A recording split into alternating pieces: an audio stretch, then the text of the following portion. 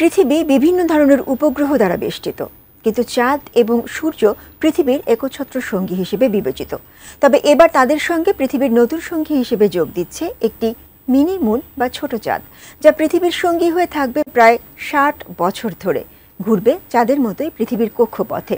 পৃথিবীর অস্থায়ী এই সঙ্গীকে নিয়ে বিস্তারিত শিহাব ইসলামের ডেস্ক রিপোর্টে।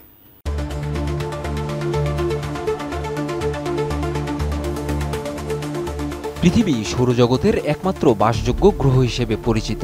তবে এর মানে এই নয় যে পৃথিবী সঙ্গহীন। প্রায় পৃথিবীর সঙ্গী হয়ে আসে ছোট বড় অনেক গ্রহাণু, যা পৃথিবীর পাশ দিয়ে চলে যায়। এর মধ্যে অন্যতম হল 2025 PN7।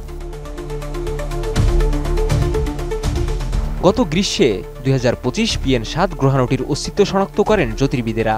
এই গ্রহাণুটি এমন এক কক্ষপথে ঘুরছে যা পৃথিবীর কক্ষপথের প্রায় অনুরূপ। মানে পৃথিবী ও 2025 PN7 যেন এক মহাসড়কে চলা দুই গাড়ির মতো। এ ধরনের গ্রহাণুকে কোয়াসিমুন বা চাঁদ সদৃশ গ্রহাণু বলা হয়।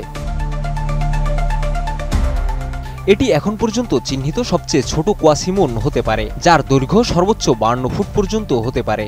তবে এর উৎস এখনও নিশ্চিতভাবে জানা যায়নি। ধারণা করা হচ্ছে গ্রহাণুটি মঙ্গল এবং বৃহস্পতির মাঝখানে থাকা প্রধান অ্যাস্টেরয়েড বেল্ট থেকে আসতে পারে, কিংবা এটি চাঁদের বুকে বড় আঘাতের ফলে ছিটকে পড়া অংশও হতে পারে। তবে 2025 PN7 পৃথিবীর সঙ্গী হিসেবে স্থায়ী হবে না। জ্যোতির্বিদদের মতে এটি প্রায় 60 বছর পৃথিবীর আশেপাশে ঘুরবে, তারপর অন্য কোথাও চলে যাবে। যদিও এর কক্ষপথ সূর্যকে ঘিরে, তবুও পৃথিবী এবং গ্রহাণুটির মধ্যে এক ধরনের সম্পর্ক স্থাপন হয়েছে। হাওয়াই বিশ্ববিদ্যালয়ের প্যানেস্টার্স পর্যবেক্ষক কেন্দ্র থেকে গ্রহাণুটিকে প্রথম দেখা যায় গত 2 আগস্ট। এরপর জ্যোতির্বিদেরা পুরনো ছবিগুলো বিশ্লেষণ করে জানতে পারেন এটি গত কয়েক বছর ধরে পৃথিবীর আশেপাশে ঘুরছে। এর কক্ষপথ 1957 সাল থেকে পৃথিবীর সঙ্গী হয়েছে। 1980 সালের আগস্টে এটি পৃথিবীর সবচেয়ে কাছাকাছি আসে। এ সময় এর দূরত্ব ছিল প্রায় 25 লাখ মাইল। যা পৃথিবী ও চাঁদের দূরত্বের 10 গুণ।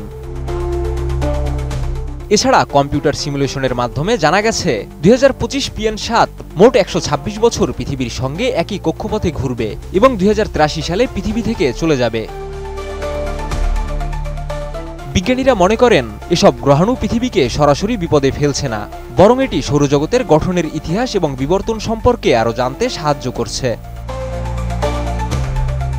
এদিকে চীনের মহাকাশ সংস্থা তিয়ানওয়েন-2 নামের একটি মহাকাশযানকে পাঠানোর পরিকল্পনা করছে, যা গ্রহাণু থেকে মাটি এবং পাথরের নমুনা সংগ্রহ করবে এবং তা পৃথিবীতে এনে গবেষণা করার সুযোগ তৈরি করবে।